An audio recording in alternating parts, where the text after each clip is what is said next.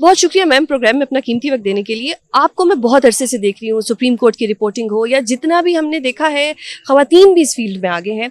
अगर कोई आपके घर में ही घुस के आपको मारेगा तो आप क्या करेंगे कि आपके जो नो गोज एरिया हैं, जिस तरह सुप्रीम कोर्ट हो गया, अदालत हो गया, बार रूम हो गया, इसी तरह ये जो प्रेस क्लब है जहाँ पे सहाफ़ी हैं जो कि पूरे मुल्क की आवाज़ पूरी दुनिया तक पहुँचाते हैं, अगर उनके साथ भी पुलिस ये करेगी तो फिर हम कहाँ जाएंगे?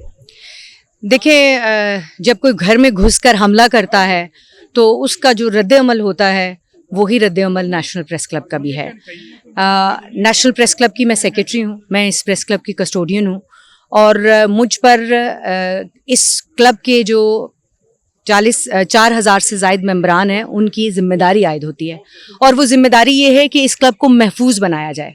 इस क्लब को हमने मेंबरान के लिए महफूज बनाया, लेकिन वो जो कि इस क्लब के गेट के बाहर तमाम शहरियों की हिफाजत के ज़िम्मेदार हैं, अगर उन्होंने ये तय कर लिया है कि उन्होंने क्लब के अंदर घुसना है, घुसकर धावा बोलना है, धावा बोल के वहाँ पर जितने लोग मौजूद हैं, जो कैफेटेरिया के अंदर लोग मौजूद हैं, आपने उनको तशद्दुद का निशाना बनाना है, मारना है, जिस तरह से लाठियों से हमला किया गया है। आप मुझे ये बताएं सुजैन, आप खुद लॉ को बहुत अच्छे तरीके से समझती हैं, क्या कोई लॉ इसकी इजाज़त देता है कि किसी आम शहरी पर भी इस तरह से हमला किया जाए? जिस तरह से कुर्सियाँ उठा उठा के फेंकी गई एक दूसरे के मुंह के ऊपर, खत्म होगा? ये जो पुलिस गर्दी है ना, ये कोई नई बात नहीं है। लेकिन प्रेस क्लब के अंदर घुसना, आपको पता है प्रेस क्लब की एक सैंक्टिटी है, प्रेस क्लब की एक जो है वो तकद्दुस है।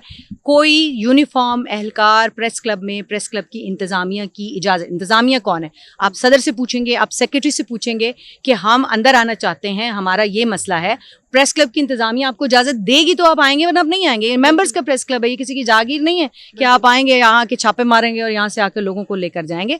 What ever the reason is, this is unacceptable और इस अनएक्सेप्टेबिलिटी को पूरी दुनिया ने महसूस किया है। पाकिस्तान भर के सहाफ़ी इस वक्त सरापा एहतजाज हैं, पाकिस्तान भर में यौम स्याह मनाया गया है, पाकिस्तान भर में रैलियाँ निकाली जा रही हैं। ये सिर्फ नेशनल प्रेस क्लब पर हमला नहीं है, पूरी सहाफ़ती कम्युनिटी पर हमला है। और ये अगर आज हम खामोश हो गए तो इसका मतलब है कि we are giving them license to kill, कि आप जाएं जिस मर्जी प्रेस क्लब में घुस जाएं। नेशनल प्रेस क्लब में अगर आप घुस गए तो आप कहीं भी घुस जाएंगे, आपको क्या है? तो जो ये थिंक कि ये माफ़ी मांगेंगे या ये जो जिन्होंने इस किस्म की हरकत की है, एक एसएचओ या जो भी था जिसके पास ये शायद इख्तियार भी नहीं, क्या उनको बरतरफ किया जाएगा, उनको सस्पेंड किया जाएगा 1-2 माह के लिए और उसके बाद दोबारा से ऐसी हरकत होगी? डू यू थिंक कि कोई माफ़ी तलाफ़ी होगी? देखिए, माफ़ी तलाफ़ी होनी होती तो हमारे लिए बहुत काबिल एहतराम हैं वज़ीर दाखिला मोहसिन नकवी साहब, जिन्होंने पैगाम भी भिजवाया, टेलीफोन पे भी बात की हम लोगों के साथ। हमारे लिए बहुत काबिल एहतराम हैं तलाल चौधरी साहब जो यहाँ तशरीफ़ लाए। आपके सामने तमाम जो सीनियर लीडरशिप है, चाहे वो मुस्लिम लीग नून की हो, चाहे वो पीपल्स पार्टी की हो, चाहे वो JUIFA की हो, मौलाना फजलुर रहमान साहब अभी आए हुए थे। तो अगर हुकूमत के माफ़ी तलाफ़ी पर बात निमटनी होती तो कल तलाल चौधरी साहब के आने पर निमट गई होती। लेकिन ये आज दोनों जो गैलरीज हैं नेशनल प्रेस क्लब की, वहाँ से वॉकआउट किया गया है। नेशनल प्रेस क्लब जो कौमी असम्बली का इजलास है वहाँ से वॉकआउट किया गया है। तो ये कुछ ना कुछ तो ऐसी बात है ना कि इतना ज़्यादा रद्द अमल आया है, और वो रद्द अमल ऐसा है कि हमारे घर में घुसेंगे, तो ये बात नाकाबिल कबूल है। माफ़ी पे बात नहीं निमटने वाली। अब बात ये है कि हम अपना चार्टर ऑफ डिमांड देंगे इनको। उस चार्टर ऑफ डिमांड में हम आइंदा के लिए से किसी भी अमल के ना होने की इस तरह से गारंटी लेंगे कि फिर ये वायलेशन ना हो सके। वैसे तो ये है कि मुआहदे, कवानीन, ये सारी चीज़ें जो हैं ये आपको पता है कि मोम की नाक की तरह से जो है वो मरोड़ी जाती हैं। लेकिन इससे पहले ये जो है ना, ये एक बड़ा हैरान कुन, शशदर करने वाला, परेशान कुछ तशवीशनाक किस्म का वाक़या है कि आप नेशनल प्रेस क्लब के अंदर घुस गए। यार, किसी भी प्रेस क्लब में आप नहीं घुस सकते। तो ये जो है, इसको अगर हमने आज इनके हाथ ना रोके, आज इसको जो है वो एक मैसेज ना बनाया कि ये जो ट्रेसपासिंग है ये किसी सूरत एक्सेप्टेबल नहीं है, तो आइंदा फिर हर प्रेस क्लब में घुसेंगे जिसको फिर हमें से कोई नहीं रोक सकेगा। और ये हम अपनी जिम्मेदारी को अच्छे से समझते हैं कि नेशनल प्रेस क्लब को निशाना बनाकर एक मिसाल कायम की गई है, और हमें भी ऐसी मिसाल कायम करनी है कि आइंदा किसी प्रेस क्लब में कोई घुस ना सके। बहुत शुक्रिया मालिक साहब प्रोग्राम में अपना कीमती वक्त देने के लिए। अगर मैं बात करूँ आर्टिकल 9 से लेके 19 तक, तो डू यू थिंक कि इस वक्त पाकिस्तान में कॉन्स्टिट्यूशन की कोई आर्टिकल भी ऐसा है जो पाकिस्तान में इम्प्लीमेंट हो रहा है? नहीं, वो तो एक लार्जर डिबेट हो जाएगी, बिकॉज इस वक्त तो कॉन्स्टिट्यूशन ऑफ पावर चल रहा है। Exactly. ठीक है ना, सो whoever is powerful, जो उसका दिल कर रहा है। लेकिन जो ये इशू बना है, देखिए ये बड़ा सीरियस इशू है। कुछ ट्रेडिशंस होती हैं, कुछ रेड लाइंस होती हैं। 3 जगह पे पुलिस कभी नहीं जाती, अदालत में नहीं जाती, लेकिन बार रूम्स में नहीं जाती, ठीक है ना। और प्रेस क्लब्स।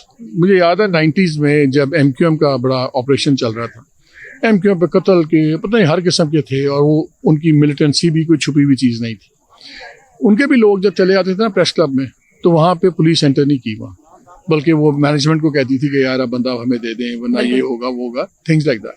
कुछ रेड लाइंस होती हैं, और ये अगर ये झाका उतर गया, चले प्रेस क्लब में तो दोबारा नहीं आएंगे। जो रिपोर्टर्स, बच्चे हमारे, कैमरामैन दूसरे, ये जब जा रहे होंगे इनको ये नाकों के ऊपर उनका जीना हराम कर देंगे, बिकॉज उनका झाका उतर जाएगा।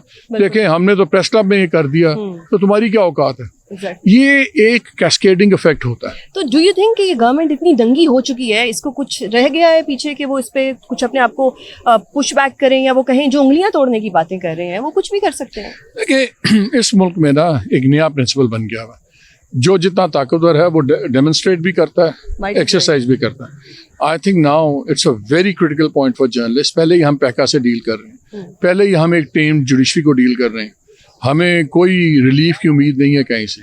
अब ये खुली बदमाशियां भी अगर हम बर्दाश्त करेंगे तो फिर तो काम नहीं चल सकता। एक SHO के पास इतना इख्तियार है कि वो एक जगह जो गढ़ है सहाफियों का, वहां पे घुस आए और वहां पे आके तशद्दुद करे और धड़ल्ले से चला जाए?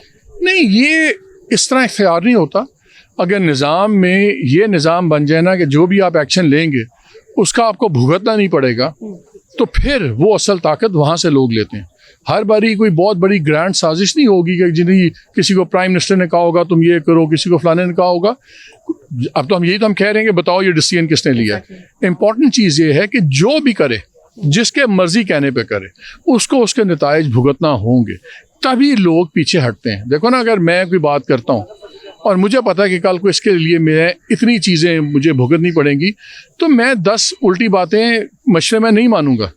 हमारे यहाँ तो इससे एक खुली छुट्टी है ना, आप जो मर्जी करें and you walk scot free. Right decision कि कल जब सहाफियों के ऊपर तशद्दुद हुआ, अगले ही लम्हे यहाँ पे तलाल चौधरी साहब सहाफियों के साथ बैठ के प्रेस कॉन्फ्रेंस कर रहे थे। डू यू थिंक ये होना चाहिए था या नहीं, या कोई रिटेलिएशन इस तरह? देखिए ये माजी में ही बहुत दफा हुआ होता है, फिर कोई ना कोई गवर्नमेंट सीनियर बंदा आके माफी मांग लेता है। ठीक है, I think Talal did the right thing, तो थोड़ा सा मामले को ठंडा करने की कोशिश की। आज जो पार्लियामेंट के अंदर हुआ है उस पर भी पॉजिटिव रिस्पॉन्स आई है, but these are words. After 2 days ना आपको याद होगा ना मुझे याद होगा किसने क्या कहा। तो हम ये, और हमने इतनी बारी देखा हुआ है ना, माफियाँ होती हैं, फिर एक इंक्वायरी कमीशन बनता है, फिर दो सिपाही, एक SHO, उनको जनाब किसी को 3 महीने सस्पेंड, 6 महीने नहीं। This time there have to be serious consequences. अगर नौकरियां जाती हैं, जानी चाहिए। कम अज कम मैं तो अभी दोस्तों को कह रहा था 3-3 साल के लिए तो इनमें से किसी को फील्ड पोस्टिंग पे बैन लगा दें। ये जो SHO साहब हैं, ये जब एज ऑर्डिनरी इंस्पेक्टर बैठे होंगे ना, किसी जगह फाइलें क्लर्की कर रहे होंगे, दिमाग जमीन पे आ जाएगा। जब SHO लगता है हर कोई अपने आप को जगह समझता है, दिहाड़ियाँ भी होती हैं, बदमाशी भी होती है। 3-3 साल तो कम अज कम बैन होना चाहिए। जो लोग इसमें इन्वॉल्व थे, चाहे वो सिपाही से लेके SSP हो, DIG हो, IG हो, 3 years there should be a ban on field postings। मुझे पता ना, हम भी पुलिस कल्चर को जानते हैं, मौत पड़ जाएगी सबको। बाकी उसके बाद चीज़ें होती रहेंगी, लेकिन अगर आज ये लाइन ना ड्रॉ की तो अब यकीन माने ये प्रेस क्लब का तो एक इंसिडेंट हो गया, दोबारा मुझे नहीं लगता कभी होगा इंशाल्लाह। लेकिन जो ये बच्चों के साथ करेंगे ना, एक नाके पे रिपोर्टर खड़ा होगा ना या कैमरामैन जा रहा होगा, ये वहाँ पे अपने बदले लेंगे। जैसे कल एक एक्सक्यूज सुन रहे थे, देखें जी असल में पुलिस को बड़ा गुस्सा था, कश्मीर में 3 बंदे शहीद हो गए पुलिस के, तो पुलिस को एक्शन कमेटी पे गुस्सा था, तो इसलिए हमने आके उनको मारा और उसमें जनरल। इस तरह कल को मेरा किसी पे गुस्सा है तो मैं जाके पार्टी A को छोड़ के मैं पार्टी C पे चढ़ जाऊँ। So unless we make consequences for actions, सारा निज़ाम इसलिए टूट रहा है। ये इस मुल्क में जो कोई एक्शन लेता है क्योंकि उसका नतीजा नहीं भुगतता। यहाँ ट्रैफिक देख लें, हम ही लोग जाते हैं दुबई में, हम ही लोग जाते हैं अमेरिका में, इंसान के बच्चों की तरह गाड़ियाँ चलाते हैं, लाइन्स में भी लगे होते हैं, बिकॉज देयर आर कॉन्सिक्वेंसेस। यहाँ पे आके हम समझते हैं सारी हमारे बाप की जागीर है। ये जागीर किसी के नहीं है। जब तक एक्शन के कॉन्सिक्वेंसेस नहीं होंगे ये चीज़ें इससे भी बदतर होंगी।